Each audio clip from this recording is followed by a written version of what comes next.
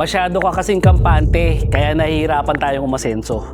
Karamihan sa atin kasi, nagiging komportable na sa sitwasyon natin. May trabaho tayo, may negosyo tayo, kumikita tayo, sapat yung mga gastusin natin doon sa sinusweldo natin. Komportable, di ba? Pero ang problema kasi sa ganong klaseng sitwasyon, pag sumobra ka ng komportable, hindi ka na nag-aambisyon, hindi ka na nag-go-goal ng mas mataas pa doon. Napapatigil tayo doon di ba? Actually, itong proof of completion natin, perfect na perfect talaga tong story na to para sa kliyente natin. Ang kliyente natin is para kay Sir Nehemiah ng Zamboanga. So, yung kwento ni Sir Nehemiah, magandang kwento to. Si Sir ay nagtatrabaho sa Alaska, sa States, OFW siya. Malaki yung kinikita niya. Kampante siya.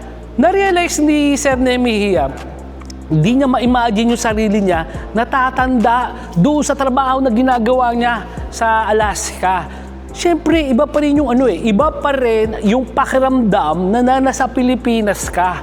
Pero, ang problema kasi sa ibang mga OFW, habang naandun sila sa ibang bansa, saka sila magpaplano magnegosyo, di ba? Okay naman yun. Nandun sila sa ibang bansa, tapos yung negosyo na sa Pilipinas, ipapamanage nila sa ibang tao. Bago sila napasimula doon sa negosyo na yon, maganda yung yung motivation nila. Kasi hindi ka naman magnenegosyo kung di mo naisip sa sarili mo, nakikita yung negosyo na yan, di ba? Pero along the way, ang problema, yung desire mo para sa pagpapatakbo ng negosyo na yon ay iba sa desire ng tao na iiwan mo sa Pilipinas para mag-manage nun.